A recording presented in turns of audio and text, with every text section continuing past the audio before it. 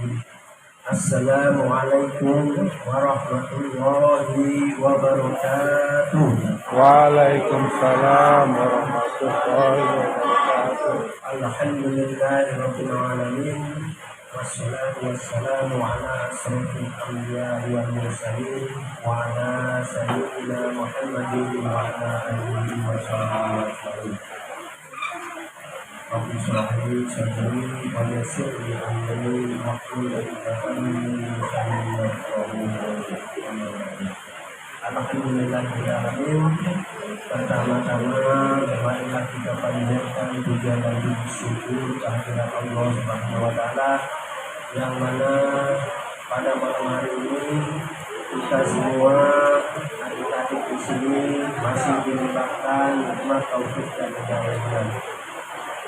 Pada malam hari ini adik-adik dan kita semua masih diberikan beribu-ribu nikmat oleh Allah Subhanahu wa taala, terutama nikmat apa? Nikmat iman dan nikmat Islam.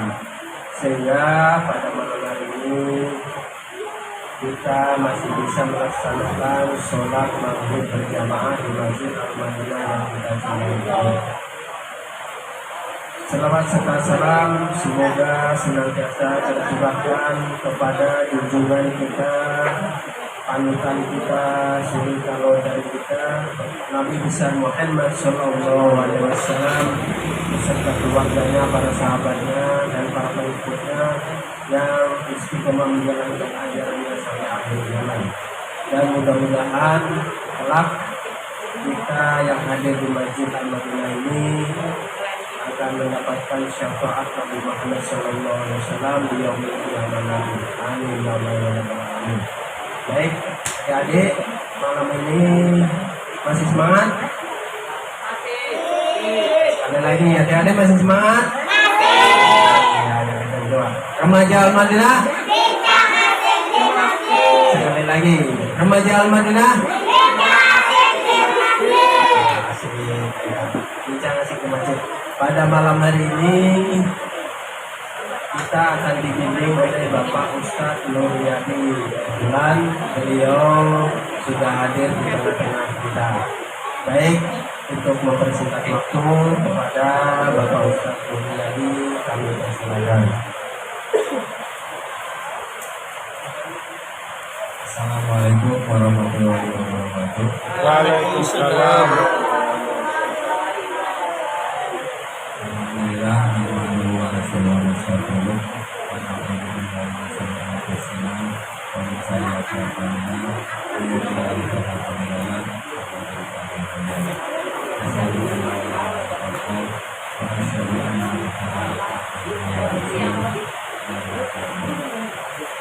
syukur kita panjatkan kepada Allah Subhanahu wa taala karena kesehatan semua masyarakat ini dengan Islam dan kesehatan semua kita bisa hadir menjadi teman-teman walaupun kondisi hujan itu tidak mengurangi kita untuk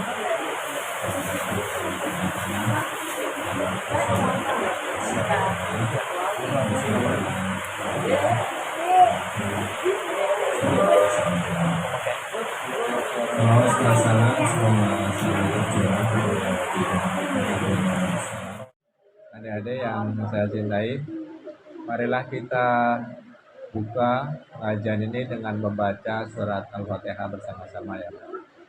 A'udzu billahi minasyaitonir rajim. Bismillahirrahmanirrahim. Alhamdulillahi rabbil alamin. Ar-Rahmanir Rahim. Maliki yaumiddin. Iyyaka na'budu wa iyyaka nasta'in. Ihdinas siratal mustaqim. Siratal ladzina an'amta 'alaihim ghairil maghdubi 'alaihim waladdallin. Amin. Terus kita lanjutkan dengan ngaji bersama. Udah? Ya. A'udzu billahi minasyaitonir rajim. Bismillahirrahmanirrahim. Wailul likulli humazatil lumazah alladzi jama'a malan wa addadah yahsabu anna malahu ahladah kalla la yumbazanna fil hutamah wa ma adraka mal hutamah narullahil muqadah allati tattali'u 'alal afidah innaha 'alaihim muqsadah fi amadin mumaddadah. Bismillahirrahmanirrahim. Alam taro kaifa fa'ala rabbuka bi ashabil fil. Alam yaj'al kaidahum fi tadlil wa arsala 'alaihim tayran ababil tarmihim bihijaratin min sijil faja'alahum ka'asfin ma'kul. Bismillahirrahmanirrahim. Al-Qari'ah mal-Qari'ah wa ma adraka mal-Qari'ah yauma yakunun nasu kal farasil mabsus wa takunul jibalu kal ihnil manfus fa amma man sakulat mawazinuh fa huwa fi 'ishatir radiyah wa amma man khaffat mawazinuh wa ummuhu hawiyah wa ma adraka ma hiya narun hamiyah. Bismillahirrahmanirrahim. Alhaakumut takasur hatta zurtumul maqabir kalla sawfa ta'lamun summa kalla sawfa ta'lamun kalla law ta'lamuna ilmal yaqin latarawunnal jahim summa latarawunnaha 'ainal yaqin summa latus'alunna yawma idzin 'anin na'im. Bismillahirrahmanirrahim. Idza zulzilatul ardu zilzalaha wa akhrajatil ardu asqalaha wa qalal insanu ma laha yauma idzin tuhaddisu akhbaraha bi anna rabbaka awhalaha yauma idzi yasdurun nasu ashtatan liyuraw a'malahum faman ya'mal mithqala dzarratin khairan yarah wa may ya'mal mithqala dzarratin syarran yarah. Shadaqallahul azim.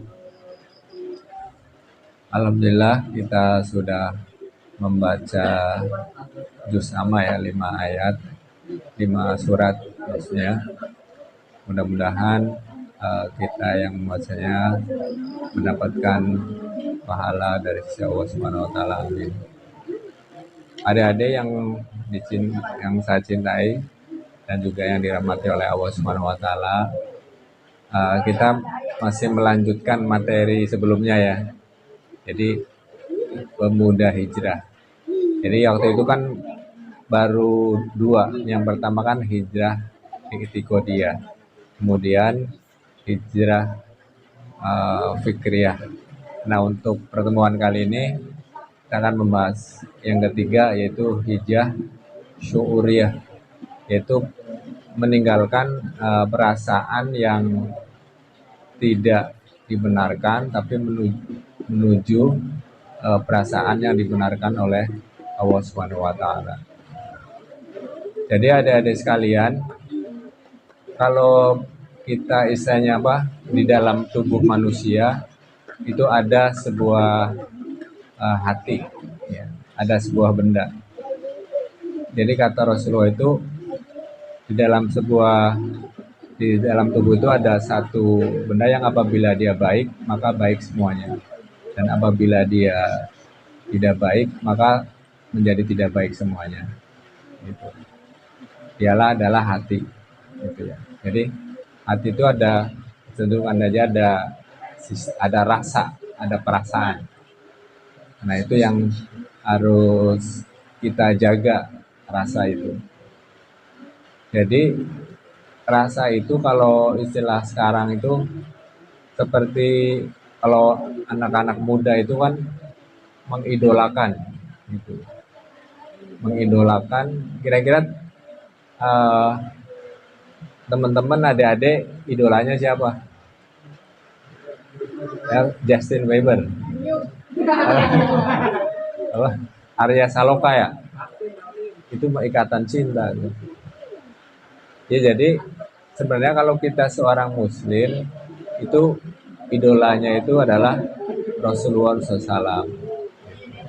Itu yang menjadi idola. Jadi bukan bintang film idolanya. Dan yang sekarang ini kan kuncinya, jadi kita itu harus mencintai Allah dan mencintai Rasulullah.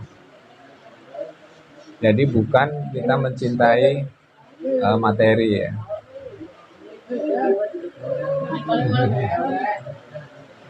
Nggak boleh.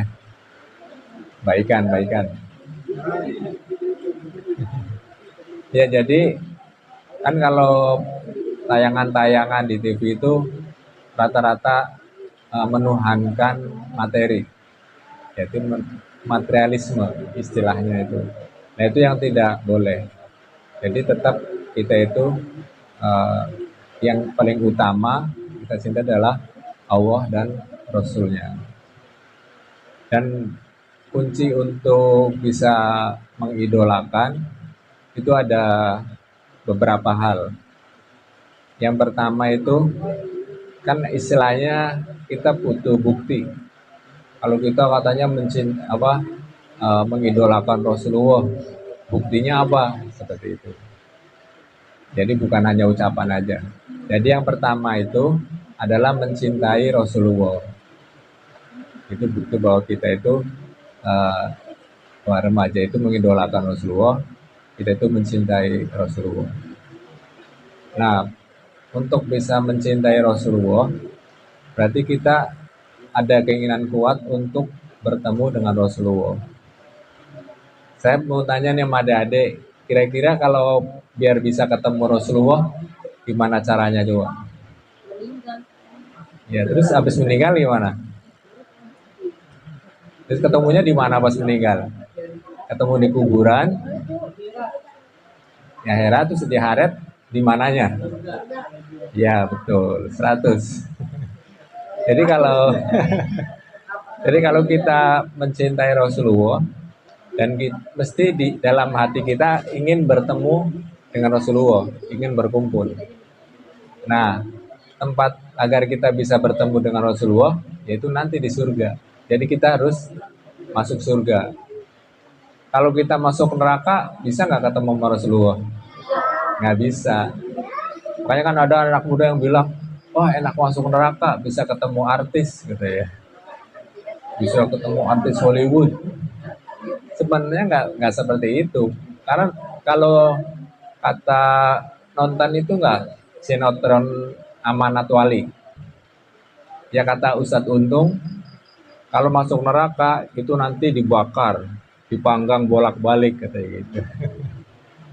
Jadi kalau di neraka itu yang artis juga udah nggak kelihatan artisnya, udah gosong, nggak ada yang bisa dilihat.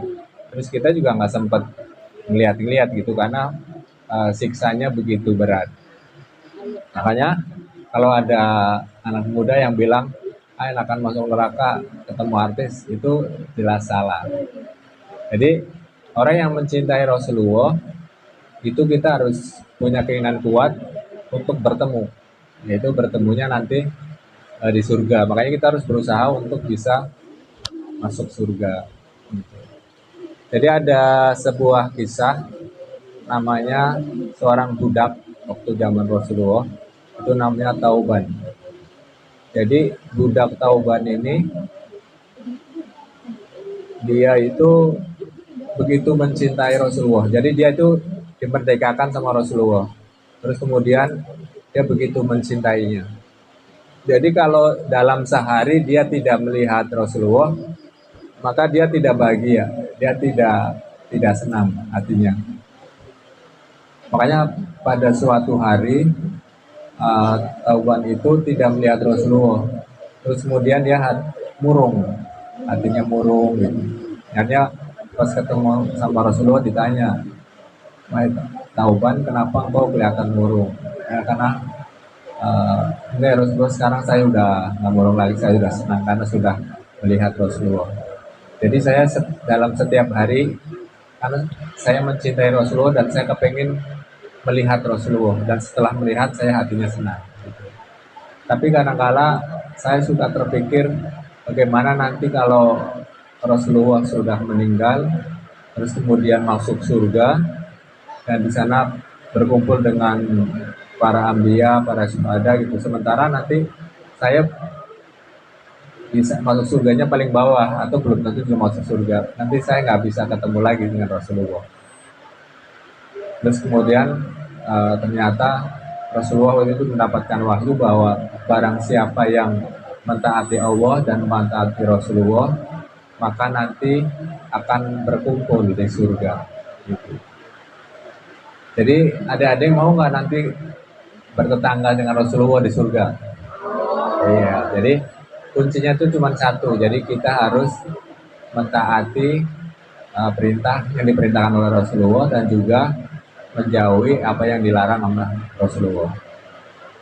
Jadi ada sebuah kisah lagi, yaitu seorang sahabat namanya Sa'labah bin Abdurrahman. Jadi bukan Salabah, bukan, lain lagi. Jadi Sa'labah bin Abdurrahman ini dia begitu mencintai Rasulullah, sehingga dia di dalam hidupnya yaitu selalu mentaati perintah Allah dan Rasulnya. Dia tidak mau melanggar atau berbuat maksiat sehingga nanti dia merasa tidak pantas untuk bersama dengan Rasulullah. Pada suatu hari dia sedang berjalan, kemudian dia melewati sebuah rumah dan rumahnya itu pintunya kebuka. Rumahnya pintunya kebuka, terus dia tidak sengaja melihat ada wanita yang keluar dari kamar mandi. Jadi biasanya kalau orang keluar dari kamar mandi itu kan belum pakai hijab. Jadi biasanya kalau di sini masih pakai anduk ya. Iya, jadi nah dia tidak sengaja terus dia melihat. Akhirnya dia kaget, istighfar, terus kemudian dia berlari sampai keluar kota Madinah. Akhirnya dia tinggal di sono, di sebuah tempat gitu di luar kota Madinah, karena dia merasa malu gitu sama Rasulullah. Saya udah melihat sesuatu yang dilarang, saya sudah tidak pantas lagi bersama dengan Rasulullah, seperti itu. Akhirnya Rasulullah pas di masjid lihat tuh ini Sa'labah bin Abdurrahman jarang kelihatan, apa dia sakit gitu. Akhirnya ditanyakanlah kepada sahabat-sahabatnya, kemana Sa'labah? Oh, dia pergi keluar Madinah. Akhirnya berdasarkan petunjuk dari sahabat-sahabatnya, akhirnya Rasulullah dengan Umar bin Khattab mencari Sa'labah. Ternyata ketemu di dalam ada di luar Madinah, dan akhirnya disuruh pulang. Dan ternyata pada saat ketemu sama Rasulullah, Salabah itu bin Abdurrahman pingsan, gitu. Karena dia merasa tadi melakukan perbuatan tadi. Dia udah menceritakan kepada Rasulullah. Terus kemudian dibawa pulang dan sampai pulang di Madinah, Salabah bin Abdurrahman itu sakit, gitu. Jadi gara-gara kesalahan melihat orang yang habis mandi itu sampai seperti itu. Akhirnya Rasulullah dan sahabat datang ke rumah Salabah bin Abdurrahman dan karena dia sakit, dan Salabah itu berbaring di pangkuan Rasulullah SAW. Dan akhirnya Salabah bin Abdurrahman meninggal dunia. Dan pada saat meninggal dunia kemudian dimakamkan, dan Rasulullah sendiri yang ikut memanggul jenazahnya. Terus ada apa? Udah terbang. Ya, kemudian pada saat memikul jenazah Salabah bin Abdurrahman, itu Rasulullah jalannya itu jinjit. Tahu nggak? Ada jinjit. Ya, jinjit. Terus sahabat pada bertanya, wahai Rasulullah, kenapa jalannya jinjit? Kata Rasulullah, ya ini karena jalanan menjadi sempit karena banyak malaikat yang ikut mengantarkan. Jadi begitu mulianya kalau orang begitu mencintai Rasulullah SAW.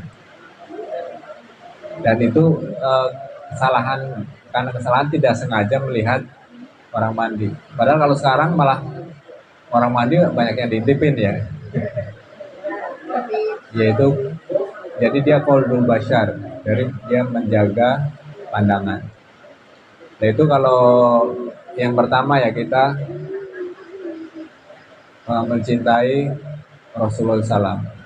Terus kemudian ciri yang kedua bahwa kita adalah sebagai generasi muda mengidolakan Rasulullah adalah kita mengikuti sunnah Rasulullah SAW. Jadi sunnah-sunnah Rasulullah itu banyak, dan yang paling utama itu adalah sholat tahajud. Sholat tahajud itulah sunnah Rasulullah. Adik-adik mau tanya nih, kira-kira ada nggak yang pernah sholat tahajud?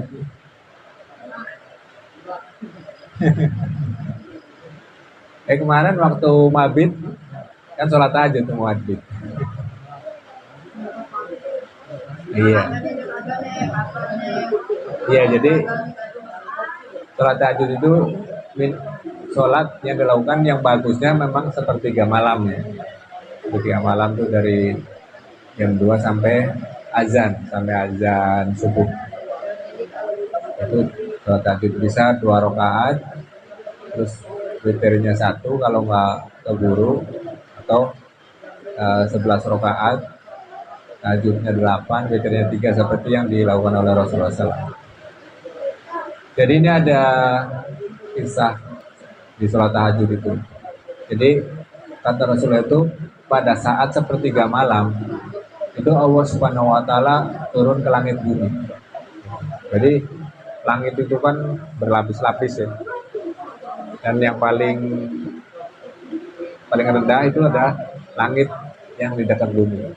Nah, pada sepertiga malam itu Allah Subhanahu wa Ta'ala turun ke langit bumi.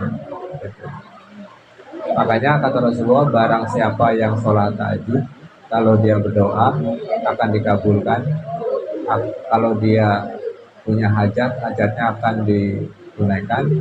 Dan apabila dia bertobat, maka akan diampuni. Nah ini ada kisah juga mengenai sholat tahajud ya. Jadi waktu itu ada orang sakit, terus kemudian dibawa ke RCM. Ada yang nggak tahu nggak singkatan RCM? Itu rumah sakit Citayam. Ya, Rumah Sakit Cipto Mangunkusumo itu rumah sakit rujukan. Jadi yang seluruh Indonesia itu rumah sakitnya itu di RCM dirujuknya. Nah, pada saat dia dibawa ke sono, ternyata RCM itu udah nggak sanggup untuk menangani sakitnya. Hanya dibawalah bapak ini ke Amerika. Begitu sampai di Amerika, ternyata rumah sakit di Amerika juga tidak sanggup untuk mengobatinya. Jadi malah dokternya bilang, sudah pasrah saja sama Tuhan. Akhirnya karena dia seorang Muslim, dia di Amerika dia bangun malam, ambil air wudhu, kemudian sholat tahajud dan mohon kesembuhan kepada Allah Subhanahu Wa Taala. Dan akhirnya Allah mengabulkan doanya. Dia sembuh dari penyakitnya bukan karena berobat di Amerika, tapi karena sholat tahajud di Amerika. Gitu.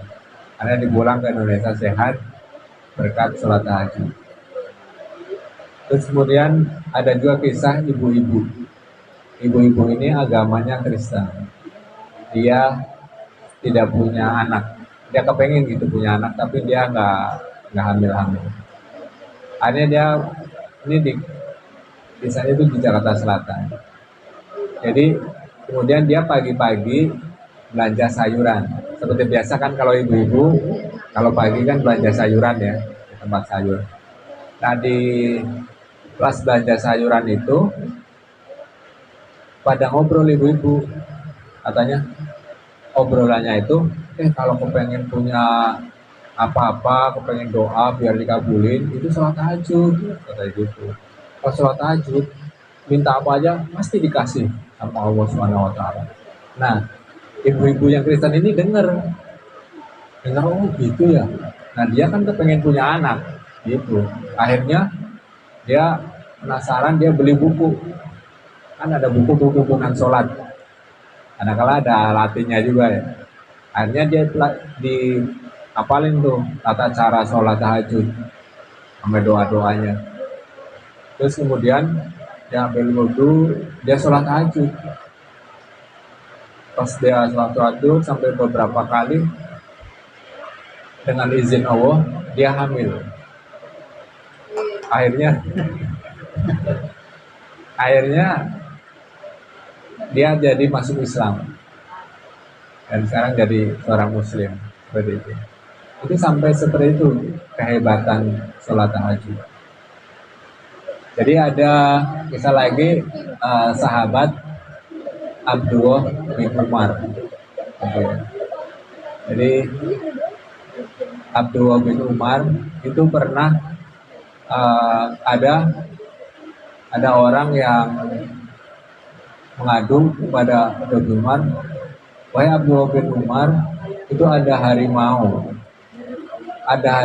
yang masuk ke kampung. Ya takut nanti dia makan, karena kan kalau di ilmu biologi harimau masuk makhluk apa? Ya yang makan daging, makanya dia manusia jadi takut. Iya. Jadi akhirnya warga datang ke Abdullah bin Umar, ada harimau gitu yang masuk ke kampung. Akhirnya sama Abdullah bin Umar karena dia tidak bisa ke sono, dikasihlah sendal. Dikasih sendalnya Abdullah bin Umar. Nih sendal saya taruh di depan harimau gitu. Akhirnya orang itu pulang lagi ke kampungnya, sendalnya Abdullah bin Umar ditaruh di depan harimau. Harimaunya itu takut dan dia pergi kembali lagi ke hutan. Jadi ternyata sendalnya Abdullah bin Umar aja harimau itu takut gitu, apalagi sama orangnya. Rahasianya apa coba? Kenapa Abdullah bin Umar itu harimau aja sampai dari sendalnya aja harimau takut? Ternyata rahasianya itu dia dari akil balik sampai dia seterusnya itu tidak pernah lepas dari sholat haji. Jadi nggak pernah lepas, gitu. Nggak pernah bolong-bolong. Berarti kan nggak pernah siangan, gitu. Itulah rahasia kehebatan Abdul bin Umar. Sampai sendalnya aja harimau takut, apalagi orangnya. Terus kemudian adik-adik tahu nggak yang menaklukkan Turki, Konstantinopel, yang menaklukkan Romawi, anak muda yang menaklukkan Romawi. Ada yang tahu nggak namanya? Ya, dari dulu tuh ada negara superpower, namanya Romawi dan Persia. Itu negara besar. Dan ternyata Romawi itu bisa ditaklukkan sama anak muda. Kira-kira ada yang tahu nggak namanya? Nama anak muda yang menaklukkan Romawi. Namanya apa ya? Muhammad Al-Fatih. Jadi namanya Muhammad Al-Fatih. Jadi dia itu anak muda. Dia waktu menaklukkan itu umurnya kalau antara 19 sampai 21, gitu, masih muda banget. Dan itu apa coba rahasianya? Rahasianya dia karena selalu sholat tahajud. Di samping memang dia juga hafiz Al-Quran ya dari kecil. Padahal Romawi itu udah dinubuakan oleh Rasulullah pada saat mau perang Khandaq. Jadi waktu itu kan sedang menggali parit, kemudian cangkul Rasulullah kena batu, terus kemudian keluar cahaya, terus Rasulullah bilang Romawi akan kita taklukkan, Persia akan kita taklukkan. Gitu. Tapi pas di zaman Rasulullah, Romawi belum ditaklukkan. Kemudian zaman sahabat Abu Bakar, Umar bin Khattab, Utsman bin Affan, Ali bin Abi Thalib, Romawi juga belum bisa ditaklukkan. Ternyata 800 tahun kemudian seorang anak muda namanya Muhammad Al-Fatih bisa menaklukkan. Ada filmnya. Jadi nanti ya suatu saat bisa nanti disetel filmnya biar nanti bisa buat semangat buat anak muda tapi hebat tentunya cara berpikirnya. Iya. Terus kemudian banyak juga kisah orang yang menjadi bintang kelas, entah itu di SMP, SMA, ataupun di kampus-kampus, itu ternyata rahasianya dari sholat tahajud. Bisa jam 7 lewat 11 ya. Ya, jadi terus itu tadi yang kedua ya. Terus yang ketiga, bahwa bukti bahwa kita mengidolakan Rasulullah adalah kita selalu bersolawat kepada Rasulullah SAW. Jadi kita membaca solawat. Sama kalau nama Rasulullah disebut, kita juga menyebut sallallahu alaihi wasallam. Nah itu makanya kita di dalam sholat juga kan di tahiyat akhir kita juga membaca sholawat.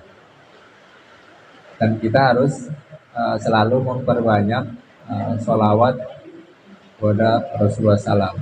Karena memang itu yang dianjurkan. Dan kalau kita sering bersolawat kepada Rasulullah, maka nanti kita akan dikumpulkan bersama dengan Rasulullah SAW. Itu yang ketiga ya. Terus yang keempat adalah kita mengikuti akhlaknya Rasulullah SAW. Jadi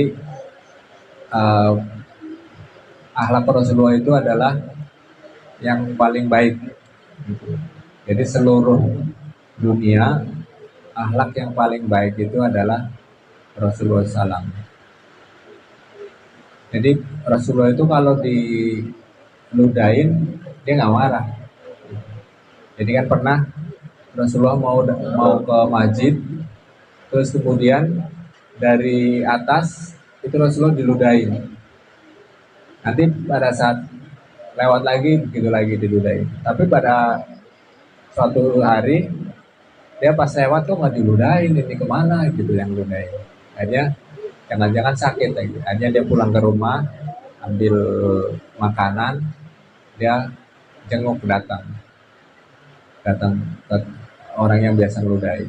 Dan ternyata orang yang ngeludahin itu kan agamanya Yahudi. Makanya begitu dia sakit, terus malah Rasulullah datang menjenguk, orang Yahudi itu malah jadi terkagum gitu. Ternyata Rasulullah tidak marah. Hanya dia jadi masuk Islam. Jadi itu yang dicontohkan oleh Rasulullah. Dan kita juga akhlak kita harus baik, termasuk kepada bapak ibu. Adik-adik kalau disuruh sama ibu, disuruh sesuatu suka nolak apa langsung taat? Iya, karena kita harus menurut Rasulullah, makanya sampai jadi waktu itu kan ada sahabat yang bertanya sama Rasulullah, wahai Rasulullah, setelah saya taat kepada Allah dan Rasulnya, taat kepada siapa? Pada ibumu. Kemudian siapa lagi ya Rasulullah? Ibumu. Kemudian siapa lagi? Ibumu. Kemudian siapa lagi? Baru bapakmu. Jadi sampai 3 kali. Tapi ini adik-adik jangan sampai salah paham ya sama memahami hadis ini. Kalau dianggap, oh ibumu sampai 3 kali, berarti bapak harus nyari ibu nih sampai 3, bukan begitu. Maksudnya bukan begitu. Jadi maksudnya tuh diutamakan gitu. Jadi intinya itu karena sang wajibnya, jadi diutamakan tuh taat kepada ibu. Setelah itu baru ke bapak. Sampai kalau kita lagi sholat sunnah, terus dipanggil sama ibu, ya kalau ibunya tidak, makanya kita harus ngasih tahu ibu gitu kalau pokoknya nanti dipanggil, karena dipanggil ibu itu wajib. Sementara kalau sholat sunnah hukumnya sunnah, seperti itu.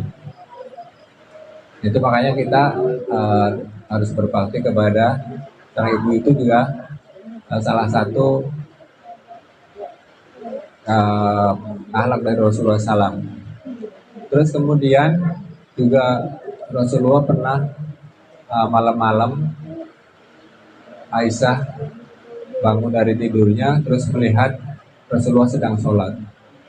Terus kemudian Aisyah tidur lagi, begitu bangun ternyata masih sholat Rasulullah. Terus akhirnya Aisyah berkata kepada Rasulullah, bertanya, wahai Rasulullah, kau kan sudah dijamin masuk surga, tapi kenapa masih sholat gitu, sholat terus gitu. Akhirnya jawab Rasulullah, saya ingin menjadi hamba yang pandai dan bersyukur. Jadi kita itu harus menjadi hamba yang pandai. Maksudnya pandai di sini adalah kita harus belajar.